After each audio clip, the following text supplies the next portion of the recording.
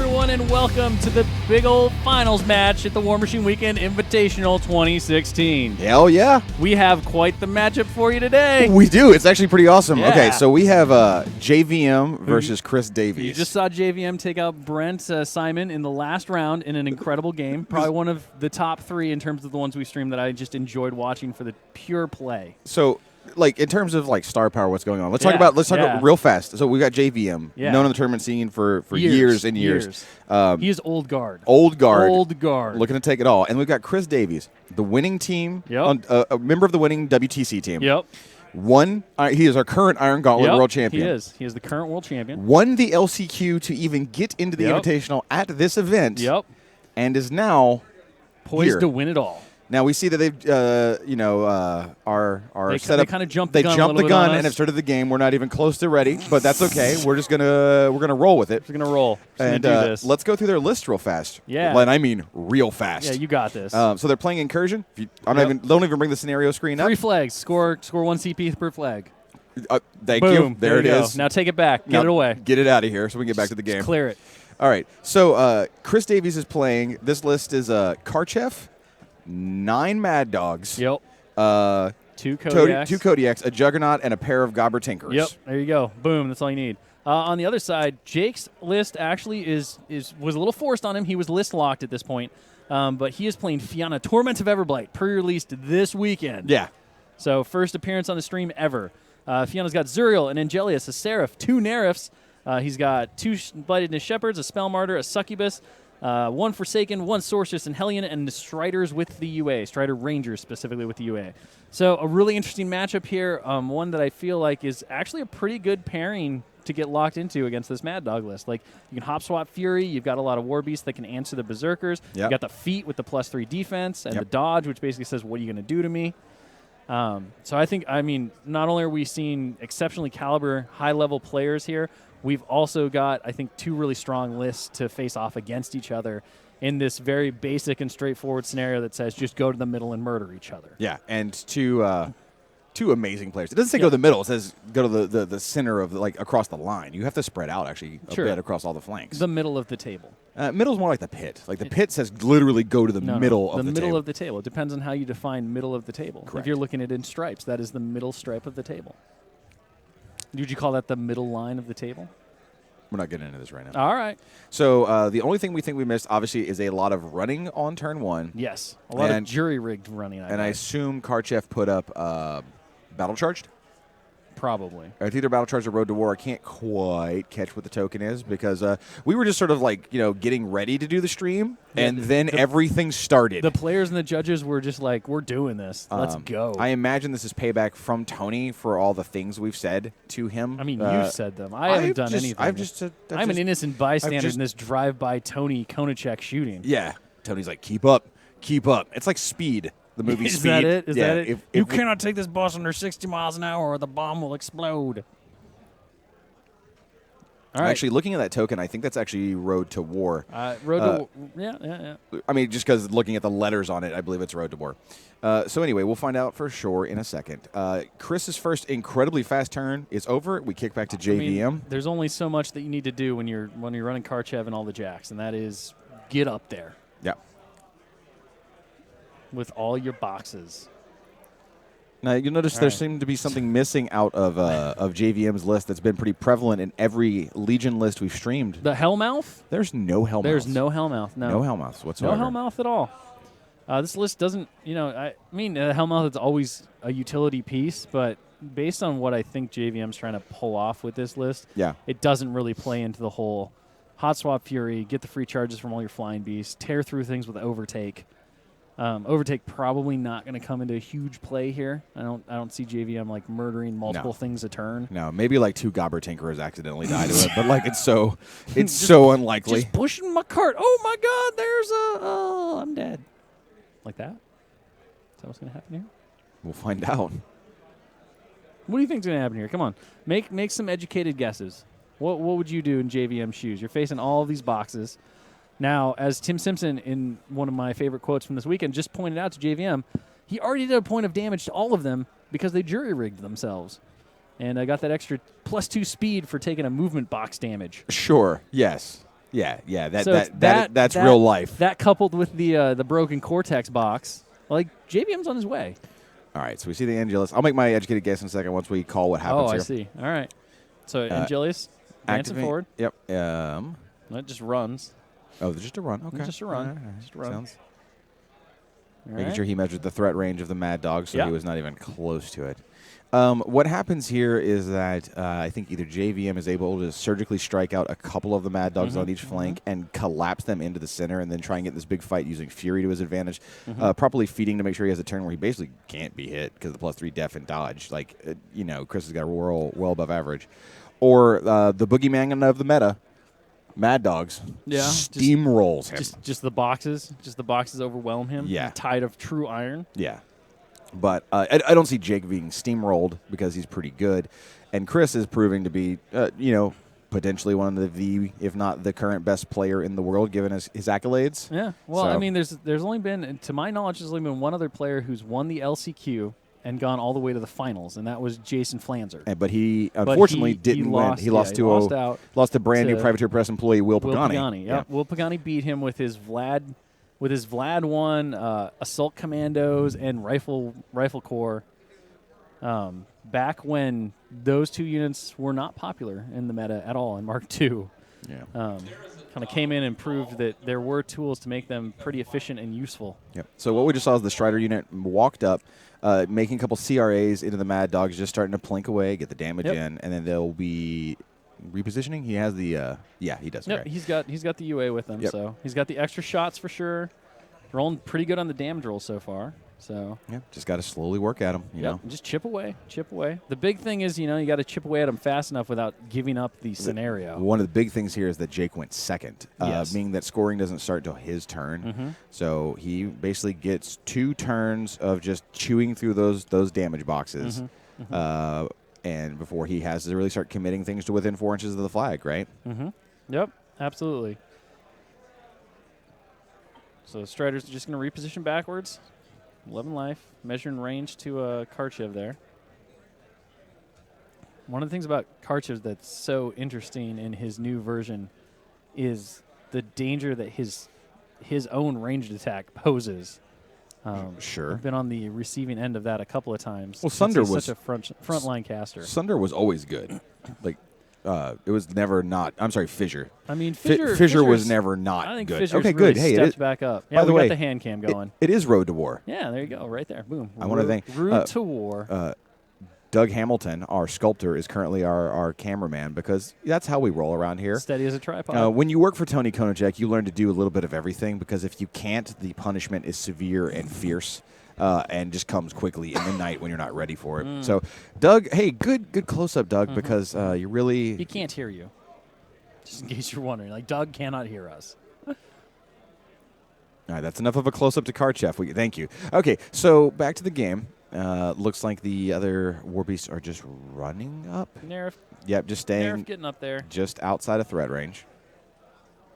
I was really hoping Doug would just keep getting closer and closer to the Karchev till it was just weird. Be like, this is really uncomfortable now. Please stop. Till literally it knocks the model over. Boonk.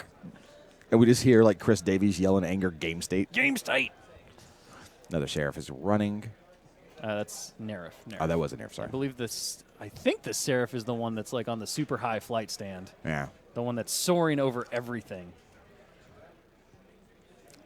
Because he's only got one Seraph in the list. He's only got one Seraph. Double He's Nerf. got So double Nerf. Yeah, I agree with you. That's an easy way to keep track of the Seraph.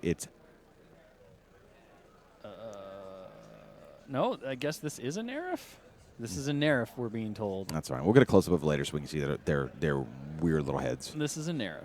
And I actually think you can tell because it looks like the Seraph in Jake's list is the old Seraph. The old metal one. Oh, yeah. Well, that'll do. That'll do. So we got basically just advancing forward, staying outside of the threat. This is kind of going to be a who blinks first.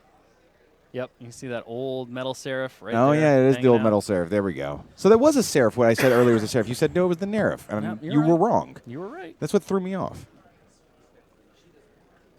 You should know better than to listen to me at this point. I mean, you never did before. I don't know why you'd start now. All right, so Jake is basically pre-measured to make sure he's out of the threat range of all the various Mad Dogs, Juggernauts, Kodiaks, and bad things that can happen to him. Not out of range, of course, I don't believe, of a Road to arcane. War? Well, there's Road to War.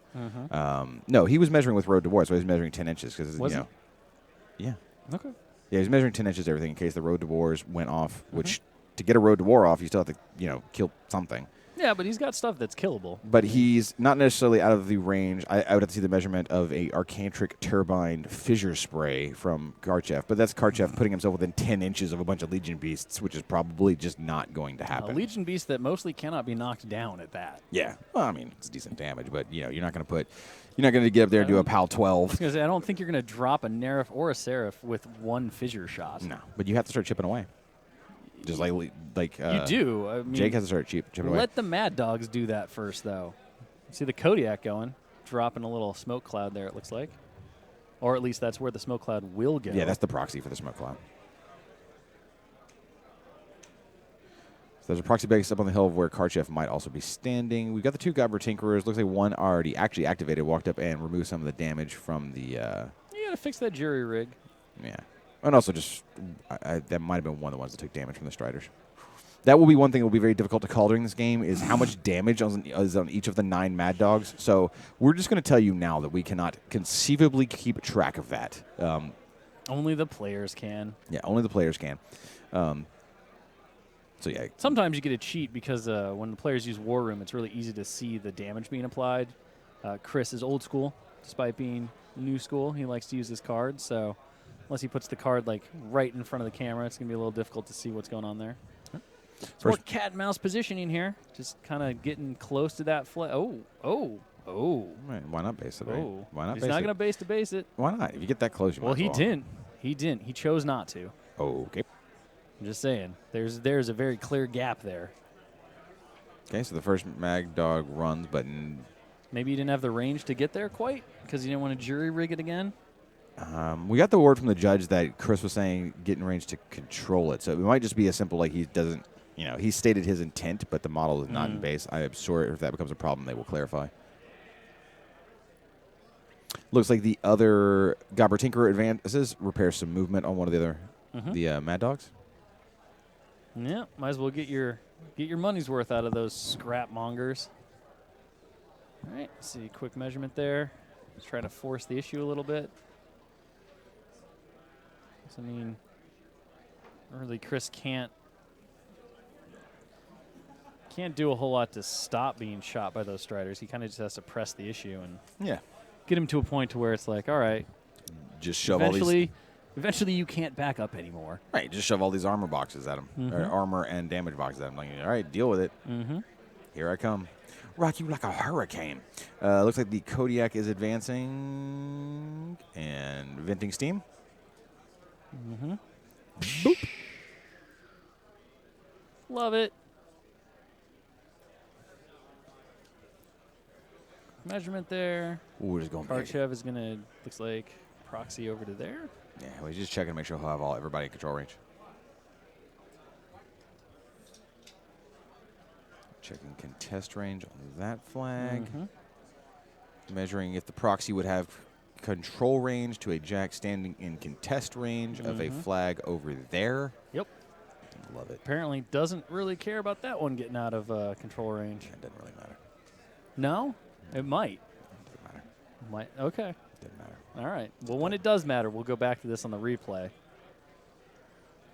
Because his feat is while in, not currently in. So if Karchev needs to feat and then shift over to make sure he catches everyone, that is definitely a thing he can and will do. With that Mad Dog that now has no focus on it? Doesn't matter. Oh, all right. You like to say that a lot. All right, so Karchev casts Battle Charge. Road to War is down. So Battle Charge is up. Counter charge for the win. Yep. See, another Mad Dog advances and gets,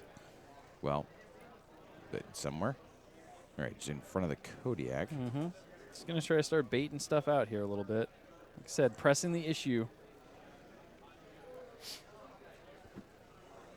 I mean, Chris is definitely in a strong position to peace trade, although Fianna's feet could make that really difficult to do.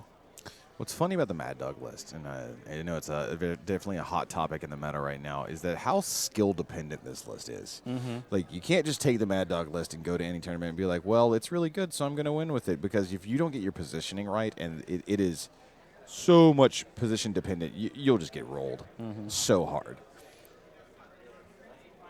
So it's a good list. Just got to practice with it a whole bunch and know your opponents, all their threat ranges, and all their capabilities. Otherwise, you're going to have a bad time.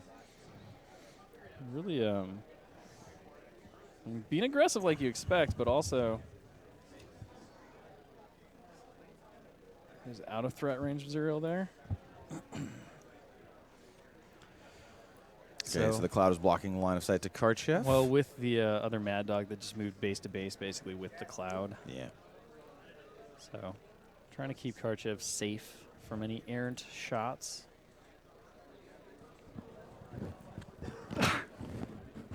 So no jury rigging going on. No reason to take that damage. And that looks like that's going to be it. So a bunch of counter charges ready to go. This is going to be an interesting turn just in general. One, obviously we're going to probably see some engagement forced here. Yep. But two, we may see a whole lot of counter charge issues happening.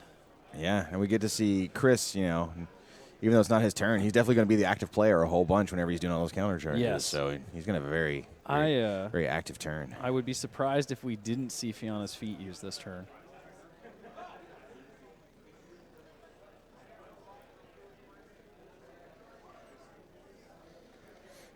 All right, Jake. It's time for JVM to wiggle his magic all over Chris's army. Wow. That was graphic. I was probably going to say put the young whippersnapper in his place. But, wiggle his magic. Way more descriptive there. So, yeah, let's go with that. So Jake planning out his turn here. Just thinking. It's a serious top of turn 2 for him. Yeah, I mean, well, good news. Get it right or you're in trouble. Now, the thing is, Chris didn't put a lot of jacks in position to score control points. No. Since scoring is now live. I do think that one at the bottom is supposed to be base to base, and I think that's what he said and what they agreed upon. I'm sure that will get rectified. One, so he can get one this turn if even though it's not like Jake doesn't answer. Yeah.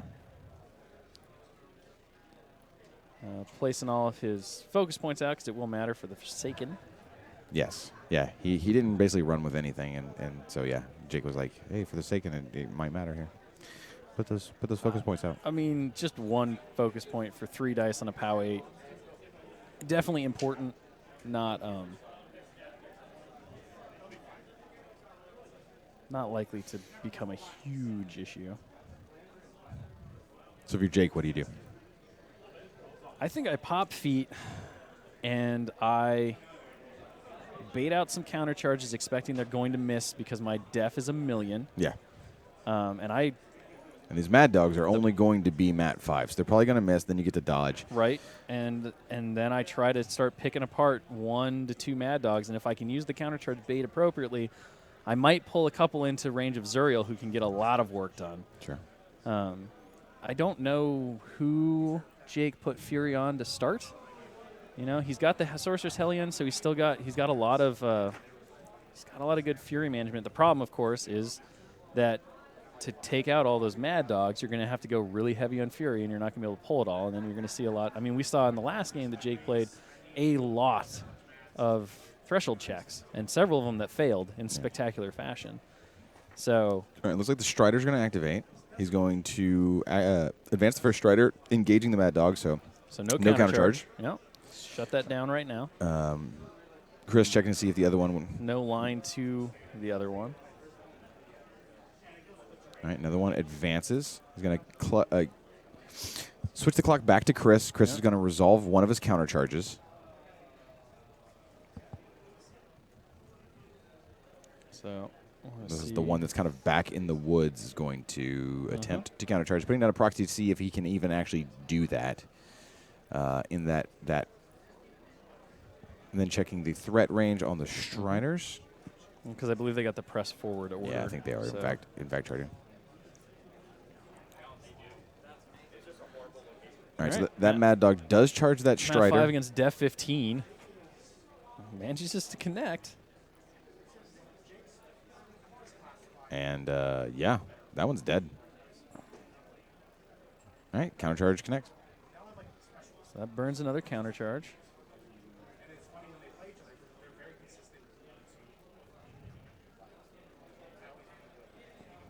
And leader gets promoted, so he'll get no attack this turn. He's mostly just there to prog more counter charges or stop them. So Next charge, we'll see if there's any counter charges. is that a charge or is that the replaced leader model? Yeah, because that is the leader. That so was the promoted. Okay. forfeits his combat. Next guy Goes charges after this in. one. I mean, really, you That still could have incurred a counter charge. it if he could wanted have, to. and it looks like he chose not to counter charge. All right, next charge in. Probably not going to make it. Doesn't I mean that's Probably an not going odd. to. Yet, I'll say not quite, not on half inch, with the way Another that was charge positioned. in. Looks like no counter charge from Chris. And when's the last time you saw Strider scouts just going balls of the wall into Warjacks? Just counter charging Warjacks doing or this! charging Warjacks. Well, dire times call for All right, desperate here we measures. go. Here we go. Checking the rest of the counter charges. And this is the thing, though. The Striders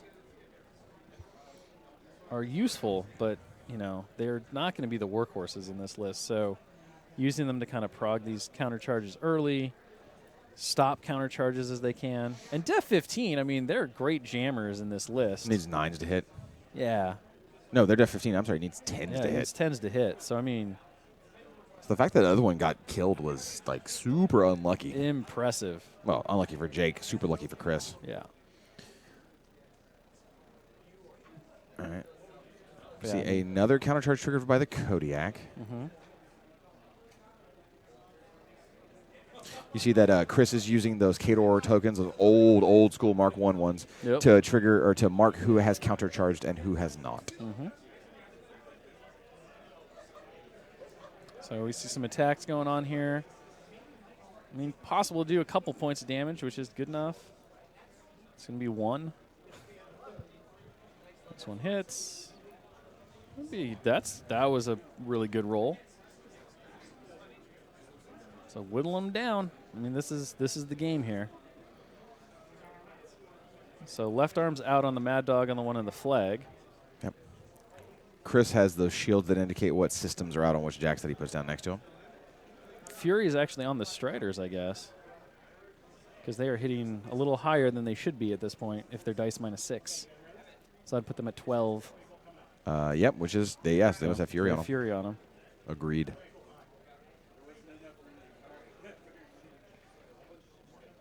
And he's still got reposition if he wants it.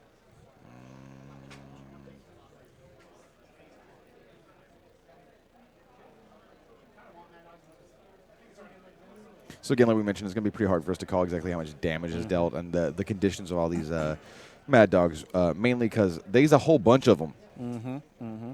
There's a lot of them. And, yeah. Oh. I mean, like, I don't know what to tell you guys and That's a girls. statement here.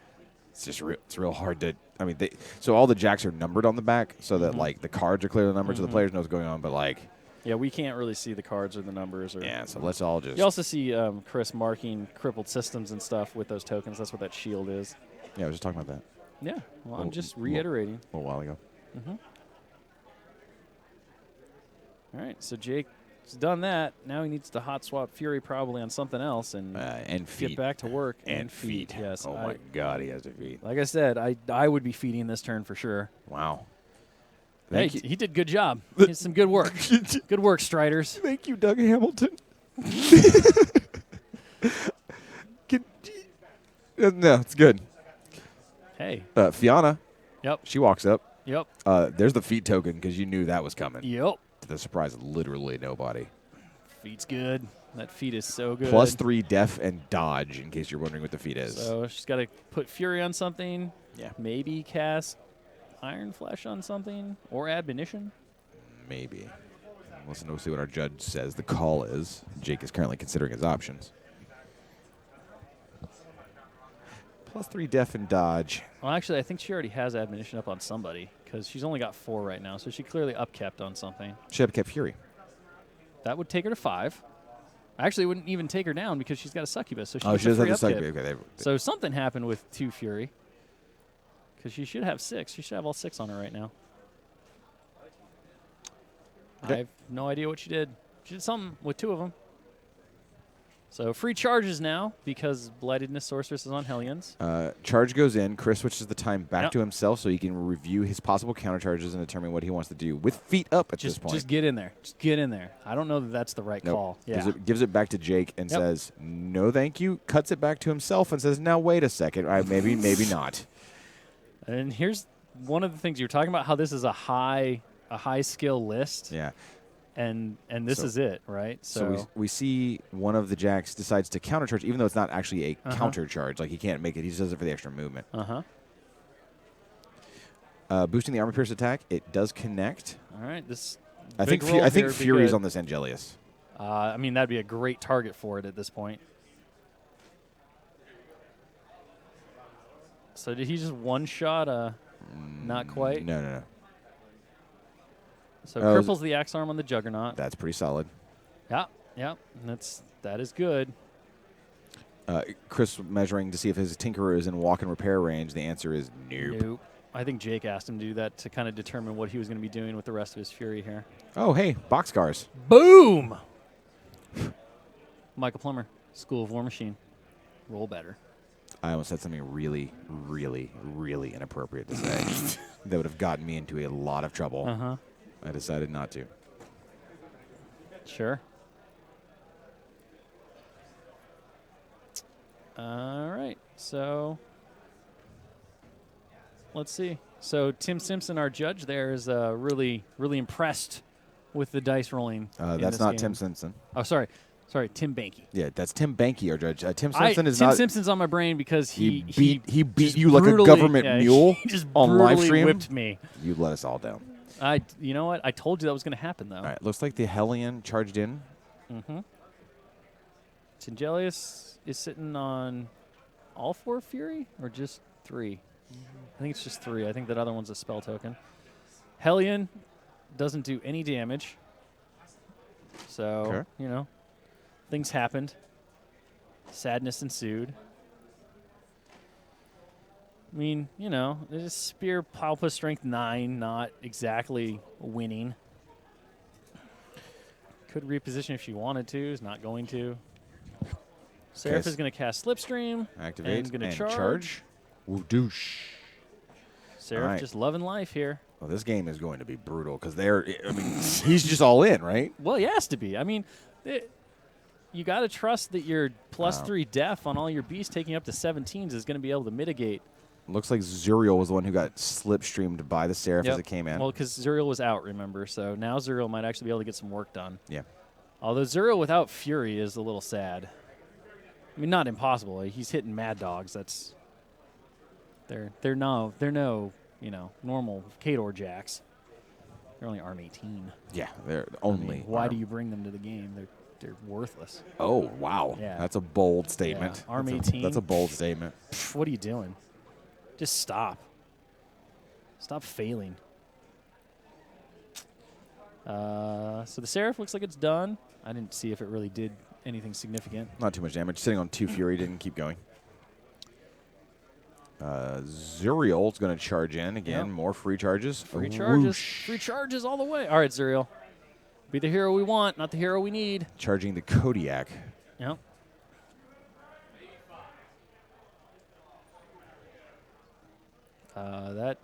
That'll do some damage. Well, that's the thing, right? Just a little bit here, a little bit there. Need to knock out some systems. So 5 damage. You've got to rip arms off. Ripping arms off or Cortexes are... No, not even Cortexes, really. You need the arms, right? Because Karchev doesn't care. Karchev doesn't care about the Cortex. So 9 more points. Nice.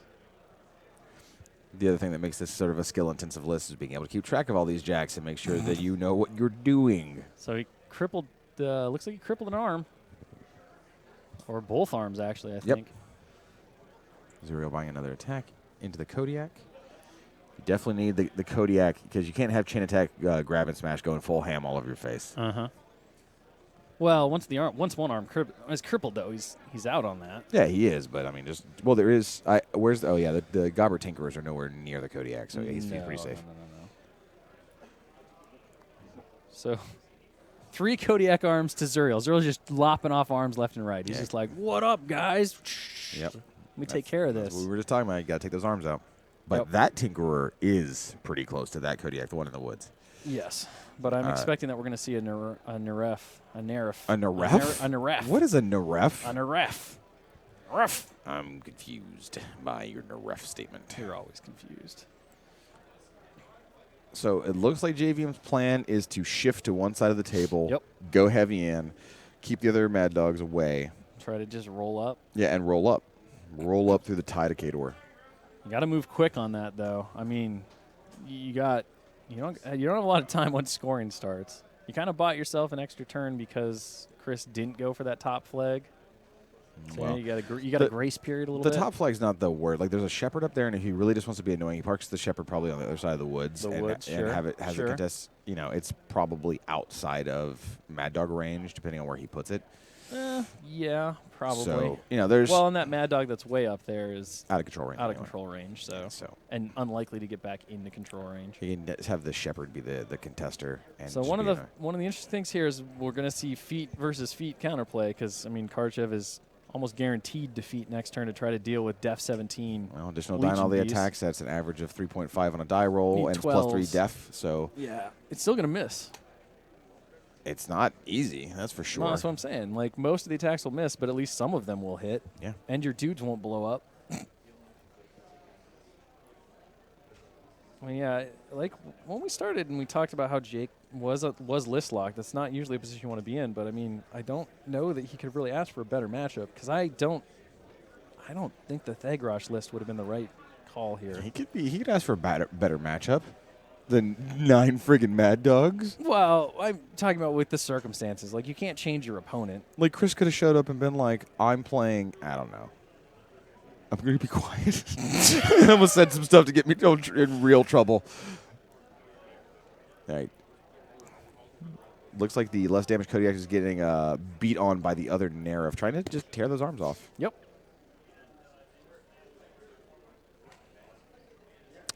Beat back. Like I said, chain attack, grab, and smash is the thing. So he did beat back. I'm curious. So 5 more damage goes on that Kodiak. Looks like the both arms are out now. Twitch chat asking, is this top or bottom of 2? The answer is it is the bottom of 2. Yep. And Forsaken's going to pull some Fury off the Angelius. Sure enough. Try to mitigate that next turn that Jake's going to have when hopefully everything's going to be alive and he's going to have to deal with all that Fury. Yeah. Jake has to look at some of the damage on some of the jacks. Yep. I mean, this is the other trick to this list when you're playing it is that you have to remember what's damaged with what and where to best place your force, right? Like game state. Looks like the Neref is charging in. Yep. Gonna do it. Still in Fianna's control range. Switching the clock back to Chris as he checks his potential counter charges. I don't think he's going to have anything because the one behind already countercharged. Correct. And he's like, and he'll just take the he'll just take the extra movement. Yep. Just take it. Yep. Switch it back over to JVM. Hits on the charge. Deals a little bit of damage. Looks like 6. Hits. All right. Well, JVM's plan, right? Engage, get in your face, rely on the feet to say you literally cannot hit me, and with rely on some dodge. decent dice rolls. I mean, again, it's kind of like we talked about at the start. I think that this is the play, and really what matters here is choosing your targets appropriately getting some lucky location rolls for sure, which he has done. And and Zuriel gets to choose. I think that's a big thing that we should talk about with Zuriel is that he's got precision strikes. So JVM is choosing to cripple the arms. Right, and the other big thing is when he makes these dodge rolls, which are inevitable, dodging to the right position. Yes, to the proper position, because you dodge the wrong way. Well, there goes the first Mad Dog. First Mad Dog down. Where's our bell? Ding, ding, ding, ding, ding. I would say that's first blood, but it's not. One of the Striders got countercharged to oblivion. Checking contest range of the flag. We get that nice close-up shot of just a pile of beasts and jacks. A pile. Literally. That looks like it should be like a shot in Prime or Primal. Like, this is what War Machine and Hordes looks like. That is a scrum right there, man. And then things are happening. And then you pull back to show me Diet Coke and tokens. Thanks. And there's an armless shredder or a shepherd. Just go back into the cool shot. Yeah. That's Doug. Stella, the one-armed shepherd. Doug, just get closer. No, Doug, we're done. We're done here. Let's go look at the table because things are actually happening. No, yeah, there we go, Doug. Yeah. I'm sorry for everyone who wants to watch this game that you have to deal with Hungerford abusing his powers of camera control here. All right, so Succubus advances, going to pop a cloud onto Fianna. Not Fianna, pop a cloud on the Spell Martyr, excuse me. Oh, me. All right. And that is going to be the end of the turn. And look, the Shepherd went behind the woods, got in contest range like we talked about earlier. Nobody missed anything, okay? Like, everything did exactly what we said it was going to do. So, boom, there you go. I think that Mad Dog can see her, though. Let's find out. All right, it is Chris's turn. Yep. So we're going to see a bunch of focus get popped out from Power Up. Sure, we're going to see Karchev take his first turn, pop his feet. Oh, for shizzle.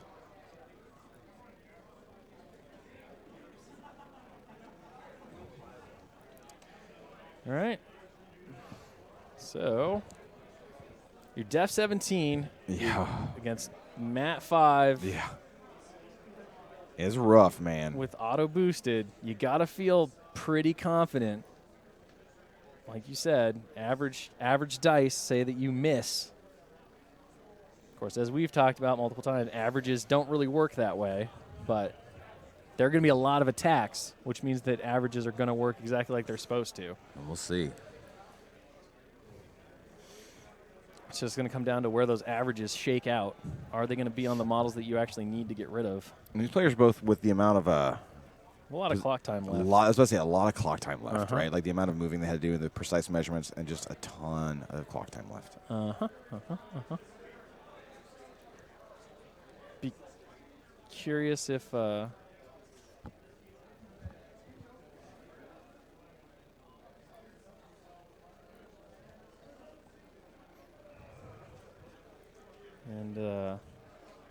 wait, what? Are those chicken fingers? Probably. Oh man, is Jake eating chicken fingers? I mean, if he is, then he's already won. Oh, I am so excited. So Fury does drop the defense, which also explains how the 9 hit against the. Yeah, how the 9 hit against the Strider because they're -1 defense. Yeah. So the Angelus right now should be. So right now we're still in Karchev. He's still plotting out his sort of his focus, right? Determining who, if what, needs to get any more. We see that he's already pulled the feet token off to the side. So Zuriel is actually the one who has Fury right now because Tim was talking about how Def 16 is hard to hit, and Jake said no, he's Def 15 because of Fury. Yeah. So the Angelius right now is sitting at a fatty Def 17. The Nerfs are at 17. The Seraphs at 17. Zuriel's at a 15. It's sad when the most killable beast in your army is Def 15. I should say hittable. Yeah, hittable. Zuriel's also the most robust war beast in Jake's army as well. See some proxy bases going down here, it looks like. Yeah. Throwing some proxy down because it's just a mess of models right now. Mess of wings, mess of arms, all things considered. Just a bunch of big boys all slapping together in the middle of the field. Whoa. They're greased up. Whoa. No, here? just big boys slapping together in the middle of the field. Okay. So I see. Don't make it weird. I wasn't actually making it weird. I was just clarifying. Here comes a fissure. So spraying at Zuriel. Going to try to knock him down. He's like the only war beast that's knockdownable. Sure.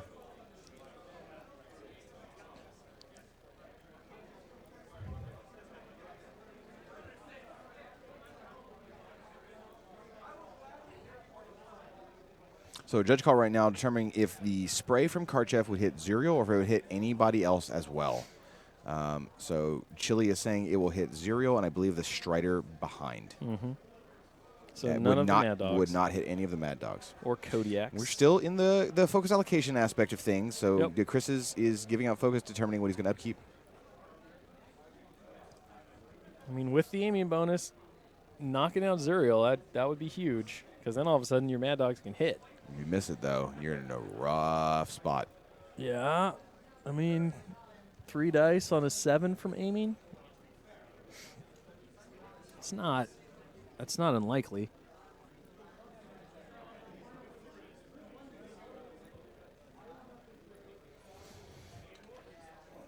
So, Chris just kind of talking his turn out with Jake.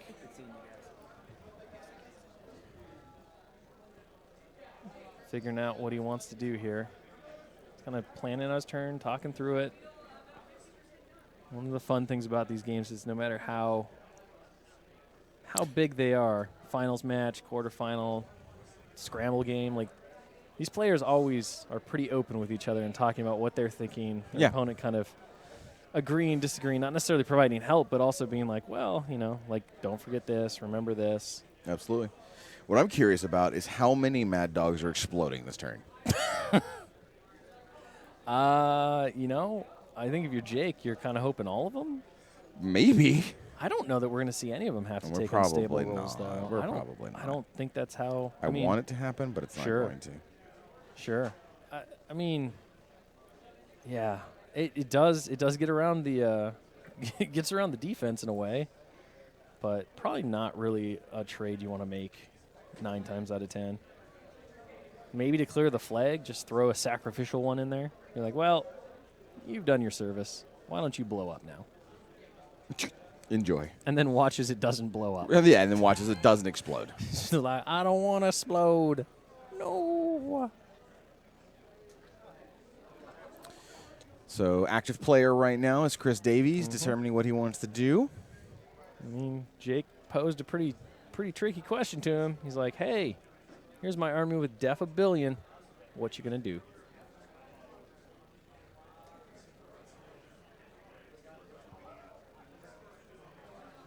Just kind of discussing, I think Chris really focusing on how he can kill Zuriel for sure. I mean, Zuriel's a huge threat because of precision strike, because of his offensive ability. Yeah, just knock him down and beat him to death. Mm-hmm.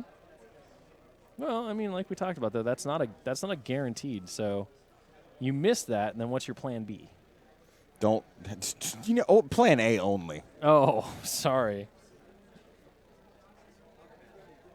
Yeah, so just Hungerford it up. Yeah, man. Pick one course of action and continue to blunder through it despite the obstacles in your way. My WARMACHINE Weekend game yesterday, I didn't lose. I fought Asphyxious 3 with my Cephalix, and I beat that boy to death with drudges. All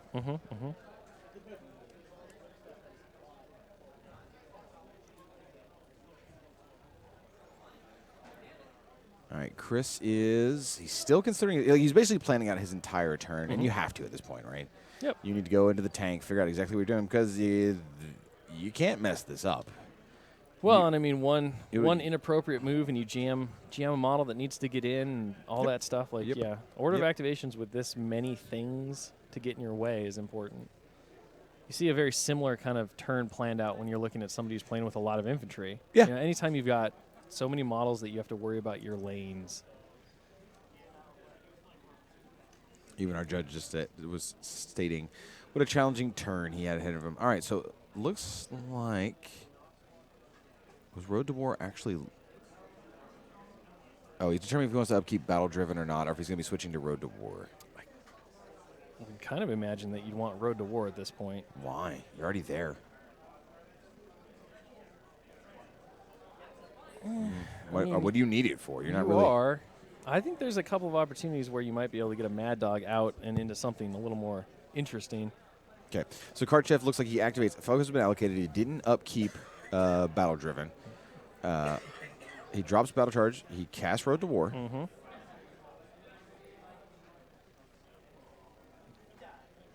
Just shimmies over a little bit based on that proxy. Shimmies to the hill. That'll put him out of spray range for Zuriel. So Kodiak's got 2 on it. Yep.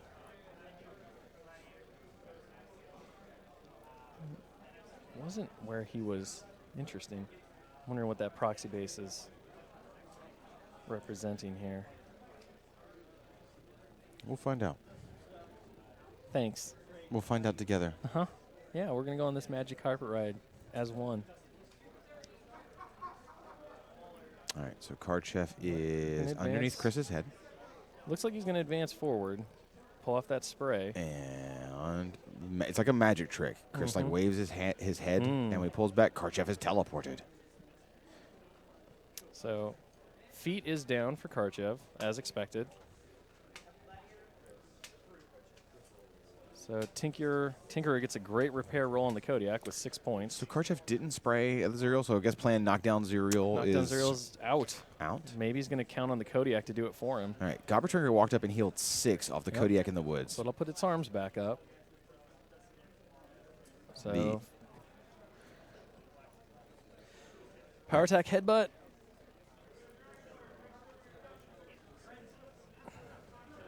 Looks like he did connect with it. Yep. So that was the Kodiak up north of the woods. He didn't have his arms, but didn't matter. Just walked up and headbutted. Cut off my arms, I'll just headbutt you. Yep. Knocking down Zuriel. All right. Banky asking for a knockdown token. Not that it'll matter much here.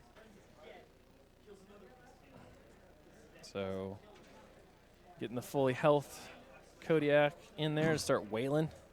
Yes. So it looks like he walked up. Vented Steam, which just took out the Strider next to him. Doing a little bit of damage with the Vent Steam. And now punchy punch time.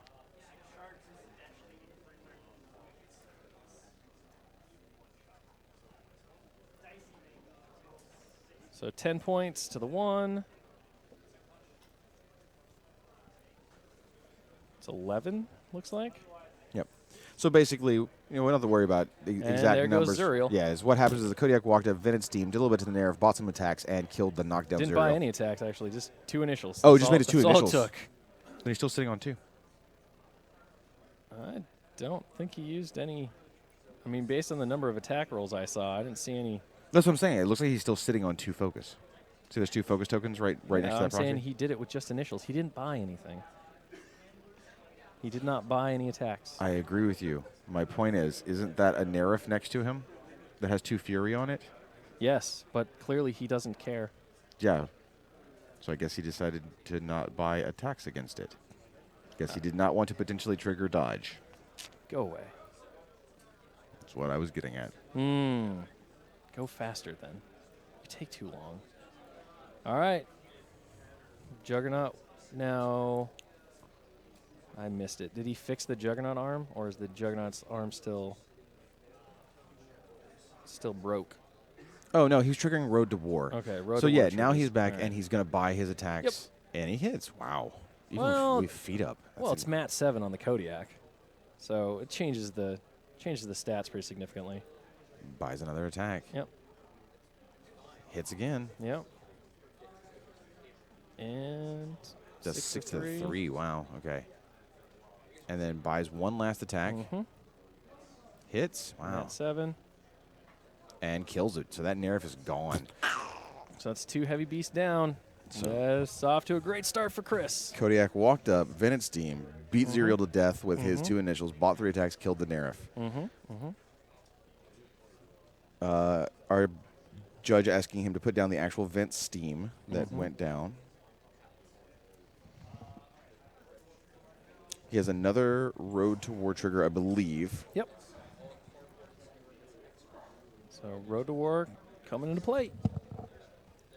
All right, this is the proxied Mad Dog at the bottom. And there we go. He's going to replace now that he can actually fit the model, which I am definitely happy Chris is doing, and like actually replacing the proxies when he is capable of, and it's not in the way. All right. So Juggernaut's going to get its axe arm back. And that will. The Gobber Tinker just healed 6 more off that busted up Juggernaut. Like, Gobber Tinker is earning their pay. they both healed 6 this turn. Yeah. I mean, he really only needed 1, which he was guaranteed to get. But 6 is just, if you're Jake, you're just like, come on. I literally just did this. And now the Juggernaut's going to go and likely murder at least 1, if not at least 1 heavy. If it has focus on it, which I guess I can't really tell. It's a mess of tokens there. So he's got the Angelius and the Nerif. So 17 Misses. It's going to be huge. Dodge away. So one thing, at least thus far, does not go Chris's way. Okay, so the Angelius is now out. Mm-hmm. He's going to punch the Nerif that's over there. Mm-hmm. So again, def 17.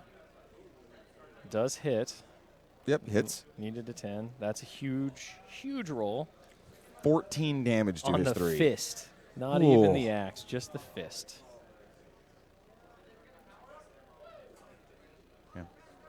Buys an axe on the Nerif. Yep. Misses. Misses, and now the Nerif gets to move. Slink away. Probably would have preferred that first attack would have missed. If you're on his feet, making this a game. Chris Davies saying it's only a fist fight allowed here because all the weapons have missed so far, but all the fists have hit. Well, and the heads. I mean, the headbutt hit. That was something. All right, so now it's down to Mad Dogs. Mad Dogs with their Mat 5. Yeah. Needing 12s boosted. Mm-hmm. Well, auto boosted. 2 attacks each. And you can't knock them down with a headbutt, so.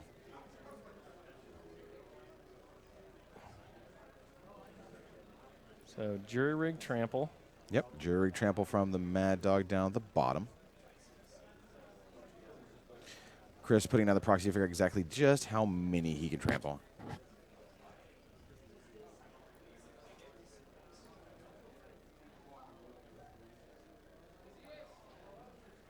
So a quick check on the laser here. Just to make sure that the path is clear. Should be.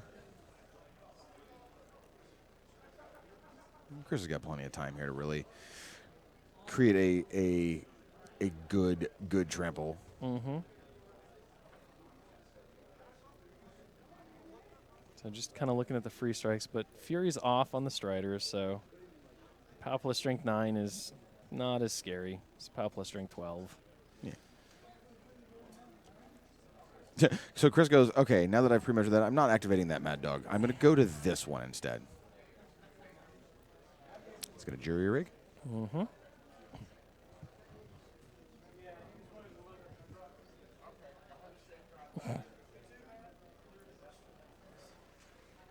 It's going to shimmy up a little bit. Yeah, get that proxy out of there. Thank you. Try to punch the one that can get the free strike.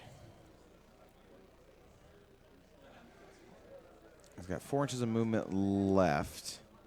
Yeah, he's going to stay.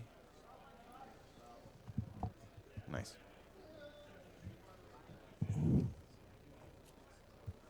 All right. Punching one of them in the back arc with his initial. Mm-hmm.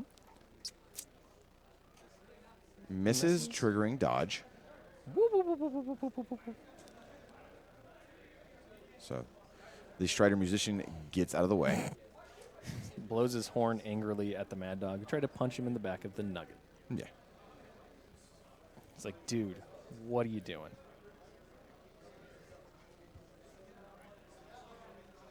Looks like he misses his second initial. Yep, another Strider gets out of the way. The Striders are 18s.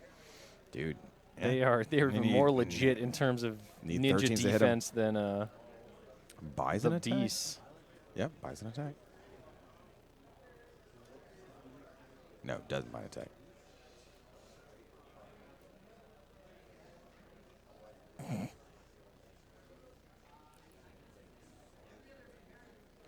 So, it looks like he's not going to buy an attack.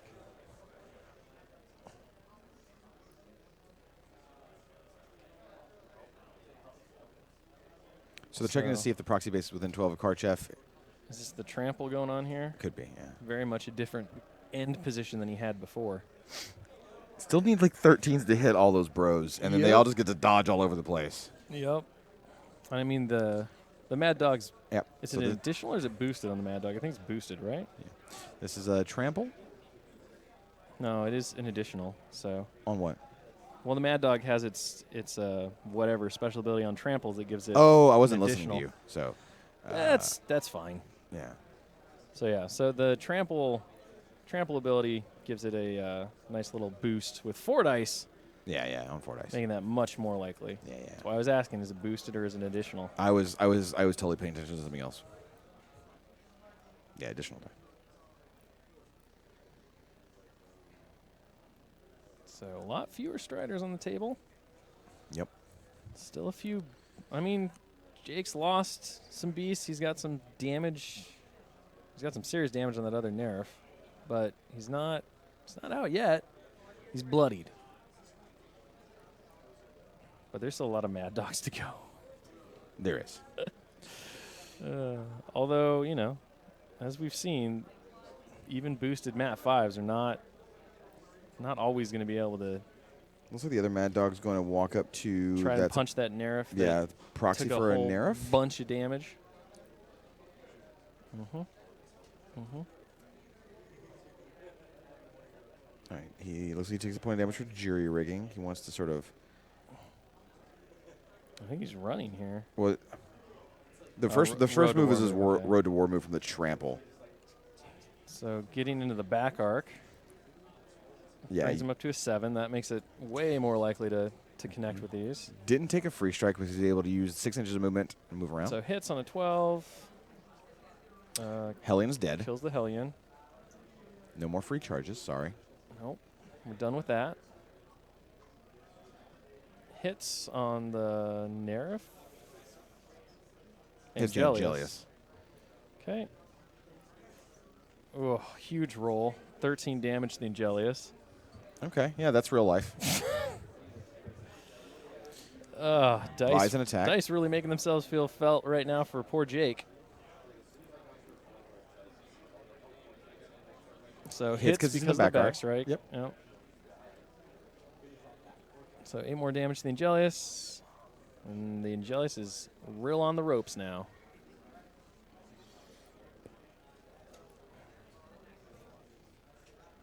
Oh, I like the little logos at the top. The little shaky hand on the IA. I don't know what that was. That was weird. All right. So next up. So basically, Karchev's feet Karchev's feet and good positioning really sort of just negating some of Fianna's. I mean, certainly any other list without Karchev and the auto boost is going to struggle in the same way, right? It makes a big difference. It also comes down to Chris is he's rolling well. Yeah, he is rolling the hotness. His dice are a bit hot right now, and he's mitigating it through road to war movement and then getting backstrikes with the jury rig extra speed. He's doing a lot of things right, but some of those damage rolls have been off the charts hot. Yeah. So one of the Mad Dogs is just running. I think he's a little worried about any kind of danger to Karchev. They just moved out the other cloud token that wasn't actually there. Tim asking for kind of a cleanup of the table so that it was clear what tokens were where, what existed where. I see another Mad Dog just kind of form a wall around Karchev. Yep. Keep him safe. Yep. Don't even take the risk.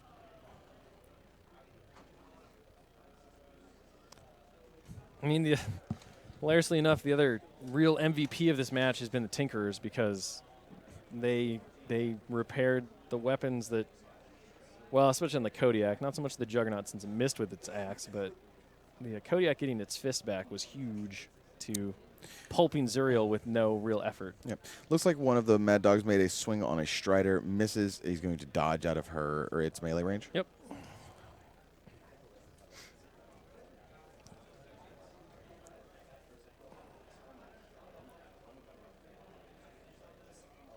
Looks like he So misses again. She gets to move again. And this is a different one.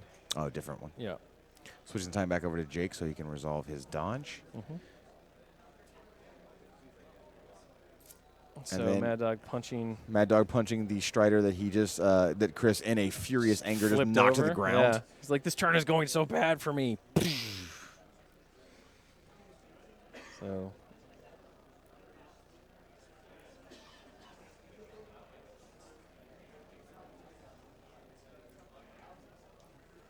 So going to trample instead. Oh, okay. Get That's that the sweet 4 dice. Yep, hits an 18 exactly. This is the command attachment, so she does have boxes. Irrelevant. Does get it done, though.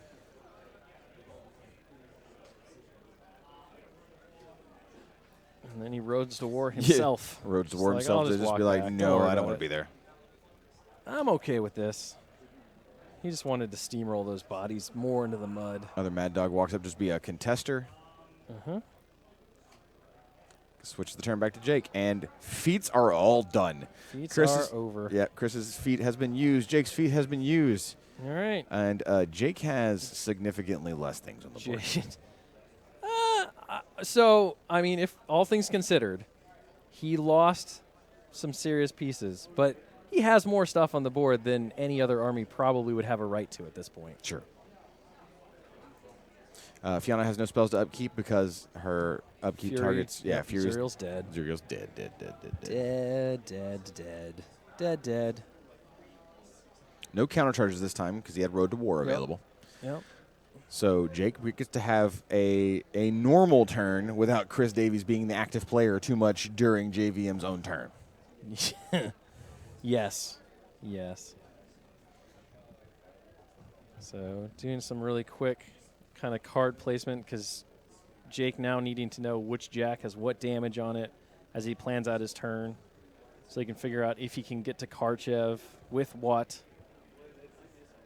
I mean, can he get rid of all of these Mad Dogs? Can't hot swap Fury, which is kind of a problem. Looks like the Forsaken advances first. Yep. Now the question is, the Forsaken going to Blight Bomb, or so he's charging? Yeah, no charging. He's going to try to take that Mad Dog out. Yep. He's got 4 Fury on him. 4 Fury. Well, it's good roll. 7 points. That is not shabby. Buys an attack. Needs a nothing to hit, really, because he's in the back. Yep. So it's dice off 6 here. Boost. 1 more point. Ugh. You need some Chris Davies dice, man. You do really need to find something here. Dice off 6. 4 more to the 3. Okay. I mean, whatever. It's average. Started work here. Yeah. Started the process. No CP scored, by the way. Nope. This is just not going to be that kind of game. No, they apparently have decided that game plan beat face is more important here.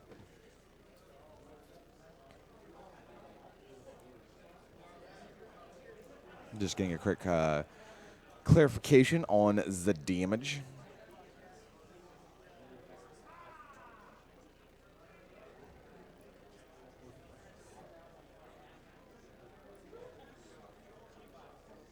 So you'll notice that this is happening on Chris's clock as he tries to figure out which card needs to take the damage and where it's going. Yep. They're just clearing things up. Yep. He wants to make sure he's marking the right damage on the right Jack. Being very, very clear about his intent here.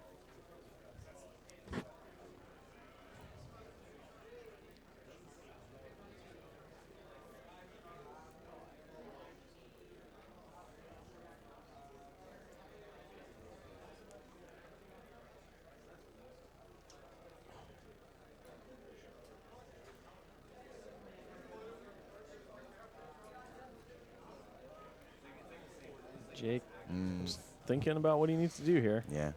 Jake going into plank position, the best-known tanking position Not really. exists. He's just playing right now. He's moving stuff. I don't know. It's a pretty good planking position. I mean, sure.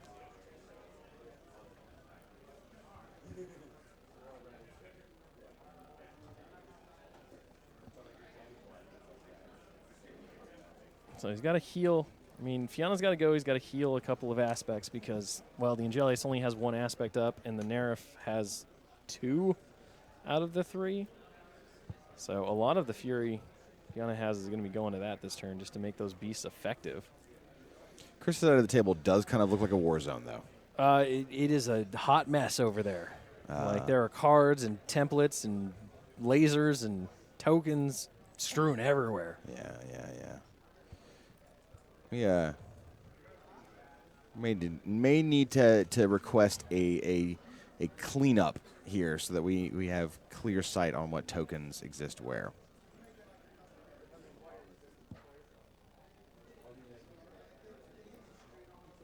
It's fine for now.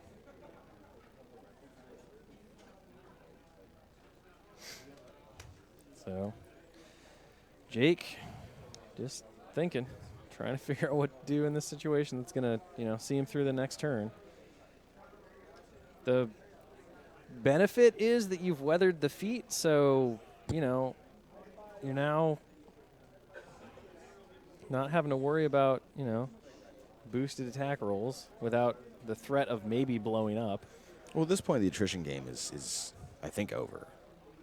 You can't out-attrition this anymore. You have to try and figure out some kind of assassination. You don't have the tools left.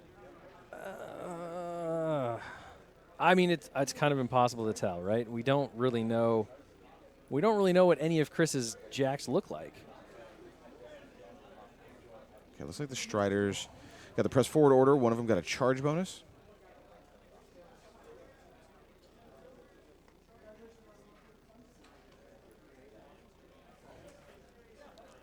So destroys a Mad Dog. All right, another Mad Dog down. One down. Not bad for a Power plus Strength 9 Strider.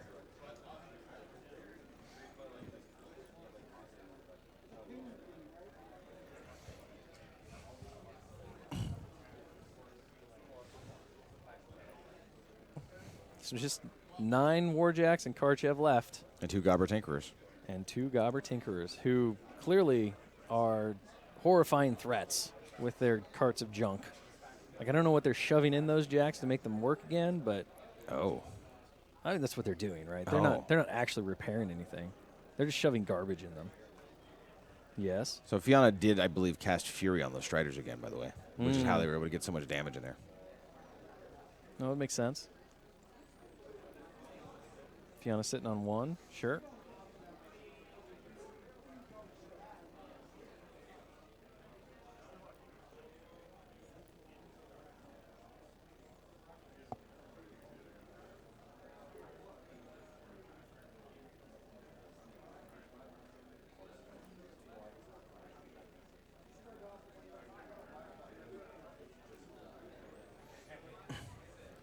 Oh, Jake, my friend.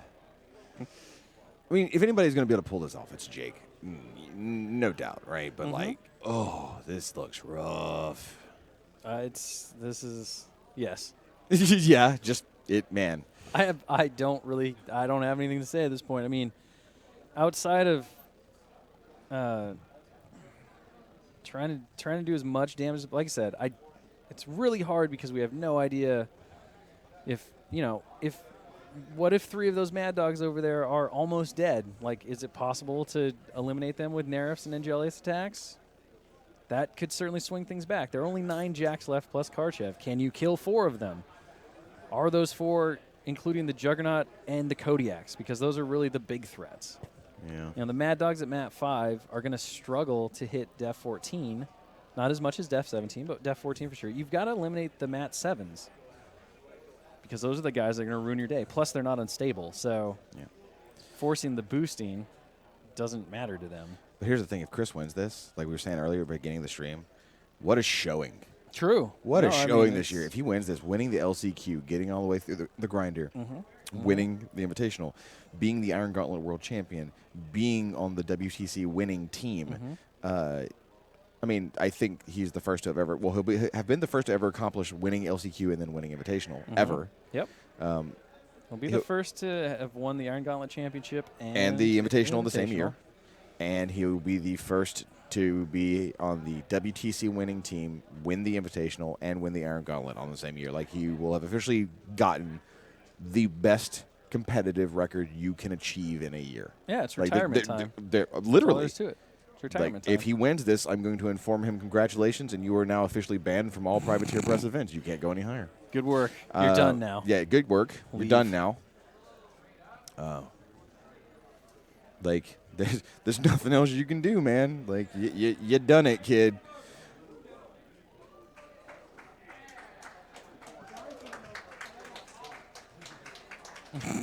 See some clapping going on. Something happened. I'm not sure what. Another event probably wrapped up. There's always stuff going on at War Machine Weekend up until the very end.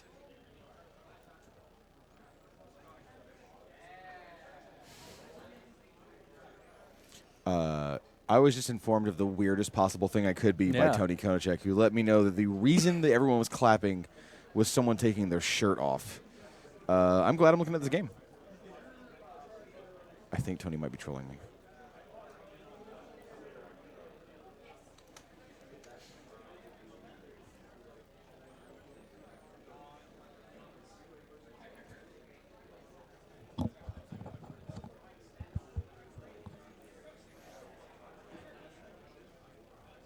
So Fiona didn't go. Yeah, Fiona, I was wrong. She did not catch her, so she didn't go. She's charging the Mad Dog in the back arc. Yeah, she's going to use her chain weapon.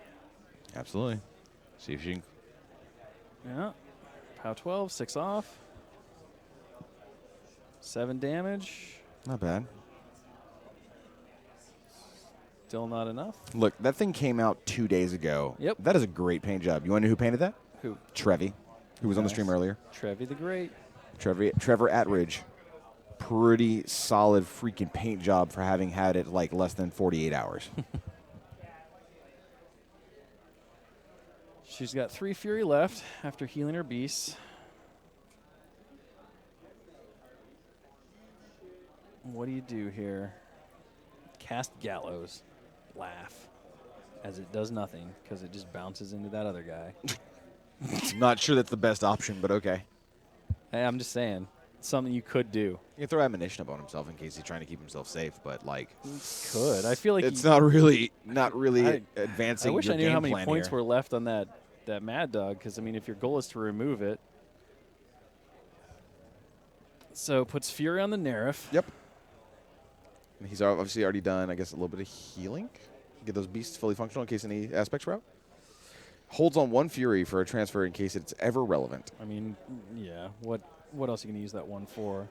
A non-boosted POW plus strength 12 hit in the back is not going to matter. Snarev trying to get some work done. Yep, going in on the Juggernaut. Yeah, got to remove those Mat 7s. Beats him back a little bit. Yep. Scoots up. It's going to hit. Yep. Tail connects.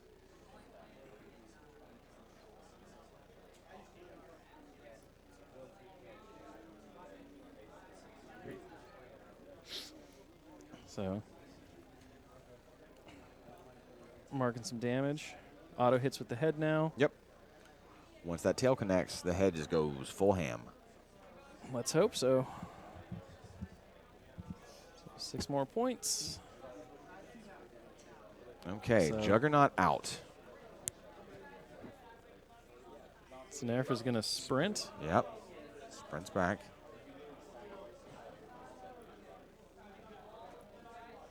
Judge asking Jake to put the Nerf model back on the table, which is amazing. Boop. Now we know what's going on. It's a Nerf.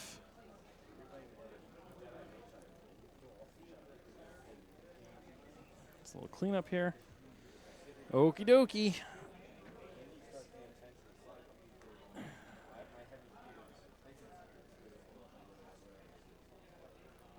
So asking for confirmation on damage on that one. Chris trying to find the card. He finds it, shows it. Made sure he switched the time back to himself, going back to Jake. Chris being a really good sport, like he's got a lot going on his side of the table. You know, he's got cards that he's got to make sure he keeps the exact track of which jack it's on. So every time Jake asks him what is the damage on this card, he switches it back to his turn, his clock first, finds the card, shows it to Jake, and then switches it back over to Jake to make sure he's not wasting any of Jake's time while he's finding the information. Chris's side of the board does look like a bomb went off, though. Or tornado came through. Hurricane. But Some the kind of thing mass is, catastrophe. The thing is, where all the tokens and everything are, like they're behind the line of Karchev, who's the furthest model back. Like, it kind of doesn't matter, right? The actual area where the fighting is occurring is relatively cleanish, kind of. And Jelius is going to flippy flap backwards a little bit. Oh, God. I'm going to have to put a limit on tokens, aren't I? Steamroller 2017. Y'all are going to make me do this, aren't you? Angelius, activating. Stabby stab with the tail. I really don't want to write those guidelines. Stabs. Hits him because the movement is crippled, but I guess I'll have to. Boost damage. That should be a dead Mad Dog. Yeah, Mad Dog out. Overtake. Overtake. I don't know why, but just do it because you can. That token representing the Angelius who just physically cannot fit under the Seraph's wing. Or correct. Succubus. What you want to do, Succubus? You want to charge somebody or shoot a hex bolt or hang out behind the wall. Be all snake-like with your snaky self.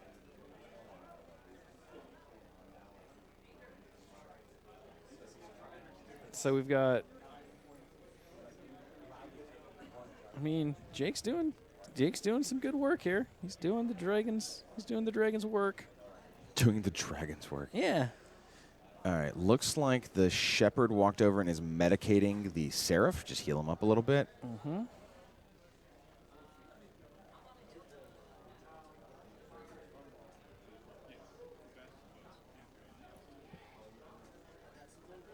All right. Other Nerif. Flippy flies over.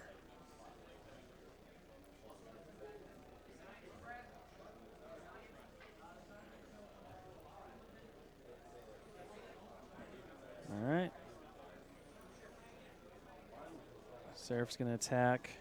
Hits. Yep. Boost damage. All right. It's a good roll. Pretty good it's roll a great here. Roll. This is what you need. This is the Seraph in the middle of the table near the pool of water, the circular pool of water, going after one of the Mad Dogs. Is it the Seraph or the Nerif? I can't tell from this angle. Let's get the hand cam in there. I think that's the Seraph. The hand cam. That is the Seraph. That is the Seraph. Yep. The other Nerif is dead. I mean, we have Doug with the camera. Right. Let's get some hand cam in there. Let's not hand cam right now because this is more important. All right, fine. Succubus walks up. Wait, so the Seraph just made one attack? Yeah, I think its spirit is out. Oh, boosted. No? Then yeah, I'm not sure. Maybe he just decided he couldn't do the Fury. Maybe. I mean, he is getting pretty hot, and that puts him at 4. Succubus gonna miss. Yeah, he tries to hex blast the Mad Dog that was engaged in melee in the back arc, missed, and it's then impossible to hit the Strider because of stealth. Yep.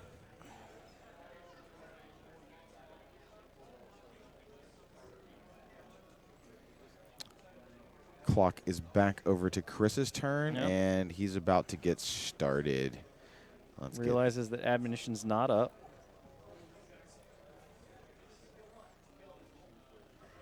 So Kodiaks are going to get 2 focus. Yep. 1 from power up, 1 from allocation.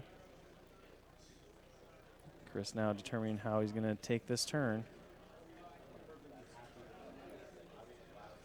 Judge asking if there's any crippled cortexes. The answer is no. All jacks remaining in play have fully active cortexes. Yep.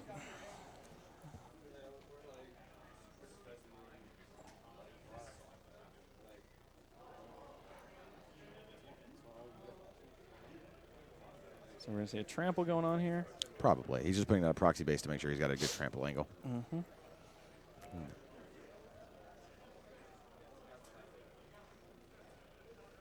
That other Mad Dog up in the Should corner be by the noted. flag, still out. Should be noted again. Still no CP scored. Nope. Again, they've decided to handle this like gentlemen by beating each other in the face. Yeah. Sometimes you got to beat some fools to death. Karchev is done allocating focus.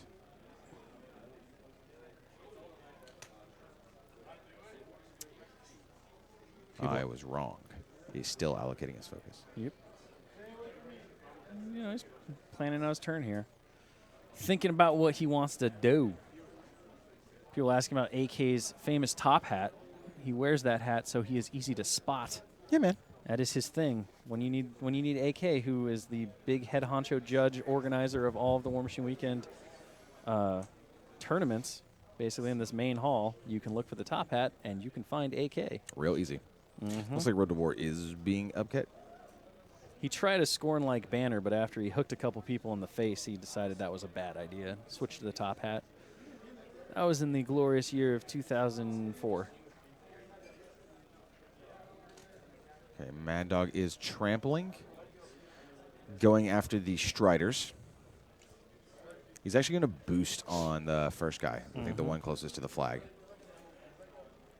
He misses. And now does he blow up? So murders the one that's not closest to the flag. Well, he can't blow up off just one focus. Does he blow up? He can't blow up off just one focus. Does he blow up? It's literally impossible. They have to spend more than one focus. You roll a d6. Well, then the answer to does he blow up is no, he doesn't.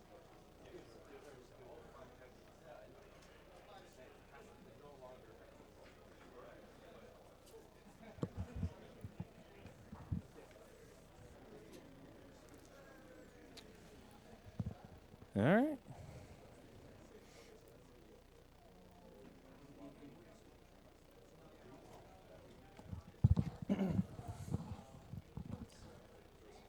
All right, let's see who's activating next. Looks like it's going to be another Mad Dog trample. It would appear so. Mad Dog trample punch a succubi? No, he's going to take a free strike, though. Maybe. No, he's absolutely taking a free strike. No, I meant punch the succubi. I wasn't talking about the free strike. Missed. Oh, misses a boosted attack roll on the Strider. Seraph gets the free strike, hits. 7 points? Yeah, Not does bad. 7 points of damage there. And then clock back to Chris. Getting work done. Unfortunately, that Seraph's going to get pummeled by Kodiaks.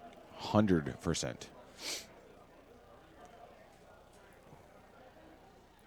So, looks like in goes a Kodiak. I'm just excited about the Kodiak in the woods moving out of the woods so they can be replaced by the actual model.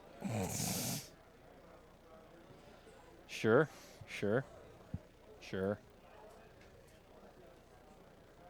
And if that proxy gets moved and I don't see the Kodiak get replaced, I'm just going to run over there. And Tim's your man. Tim's my man, but if it doesn't happen for some reason, I'm going to be like, taking care of that all day. pick the freaking Kodiak up and put it on the proxy base. All day.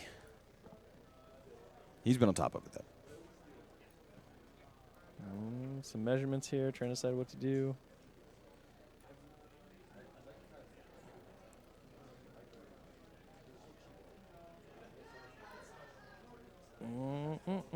Who's going to move next? I believe that's Karchev proxy time. Is it? Yeah. Karchev just, going to go stand on the hill, be like, I am Karchev. Why not? No CPs are scored. What do you got no reason not to? To stand on the hill? In the middle of everything? Sure. Nothing's going to get him. I mean, Yeah. at this point, he kind of has to get that Mad Dog up at the flag in his control. So he's figuring out where he Mad can. Dogs. Well, he can figure out where he can stand so he can spray, catch the Seraph, and maybe he's trying to catch that Strider right over there. Maybe that doesn't look like it's in though. Well, he says he's like moving to where he will get the Strider. Sure. So if he just catches the tip of the Strider, then the spray template should only hit the Seraph, not his own Mad Dog.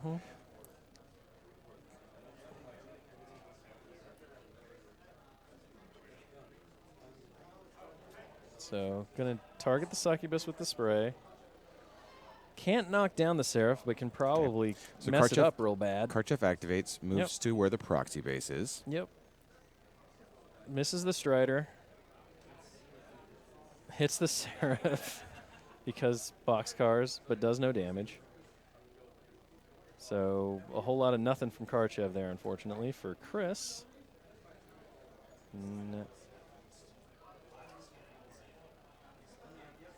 So armless Kodiak. So we're going to see the Tinkerer come up. He's going to fix 5. Jeez. Those Tinkers, man. Whatever garbage they're shoving into those servos is just great. It's like, here's some apple cores and some banana peels. Here's some sticks I found. All right. So looks like that Kodiak is slamming. Yeah, Yep. slamming the Strider. Yep.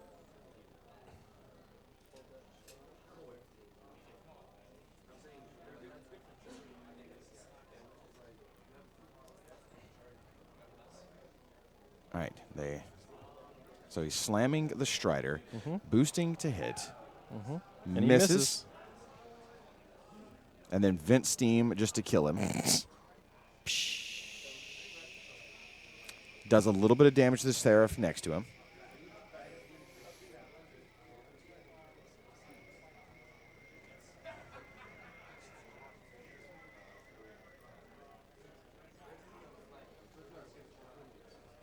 All right. Steam, Kodiak. Next Kodiak probably going to charge now into that Seraph and mess his day up. Yup. It actually looks like he's just going to walk up. It doesn't even have to charge. Yeah, he's got range just to walk up. All right. Saunters on up. All right, Like, I punched your friend. I'm going to punch you now. There we go. Have fun, buddy. So, 2 damage. Wow, the dice starting to crap out for Chris. I mean, you know, that's more average. Chain attack, grab and smash. Yep. What did he choose? Headbutt? So 1 point off the headbutt. Can't be knocked down because he's serpentine. Yeah, just doing it for extra damage. Buys an attack. Hits. Chris just clearly stating what his damage is, but going a little fast because he realizes his clock is rolling down. Well, both players getting to that point. So 5 more points. I think that leaves the Seraph standing. He's got 1 box left. So that was the vent steam with a boost.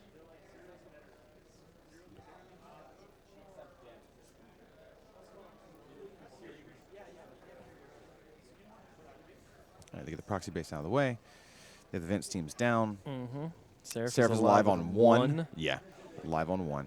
Mad Dog to go, who's gummed up because of the Seraph.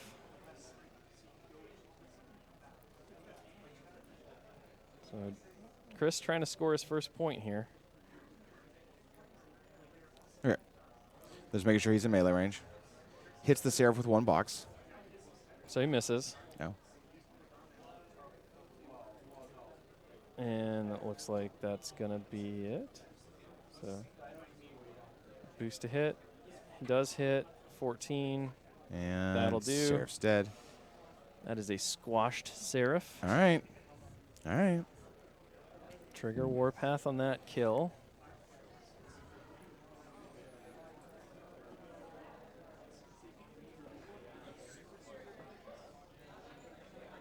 Just making sure that Karchev is actually on his proxy base where he intended to go. This is slightly different than the games that were played at the WARMACHINE Weekend Invitational and Mark II. Yeah? Yeah, just 9 Mad Dogs. What we're seeing happen right now. Yeah, no, just a little bit different. This certainly wasn't the norm, for sure. Normally, we would have probably seen Chris's like Ursk 2 all the dudes ever with the Behemoth. Well, his other paired list he brought with us was actually Vlad 2 Bros. Yep. More proxy bases. I think even that one though has a couple more jacks than just one. It's more than just the Besquemoth. Right, looks like that Mad Dog's not going to do jack. And this Mad Dog is going to do something. Maybe. We'll see. I mean, there are going to be some CP scored this turn because I don't believe there's anything. No, that's Succubus. That Succubus is in range to contest. Yep. All right. Looks like the Gobber Tinkerer is going to advance. Heal that Mad Dog. For, what was that, 5? Probably. Yeah. Okay. They just haven't healed anything just less don't than. assume that they can't go under 5 They points just haven't. of heal.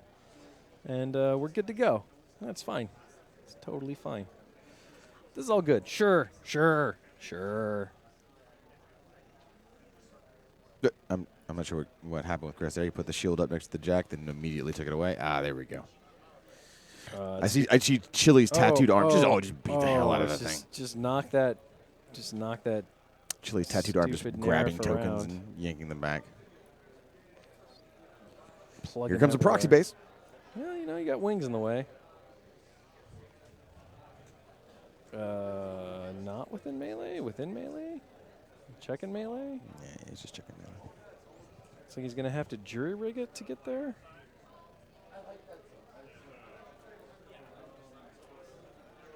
So Misses.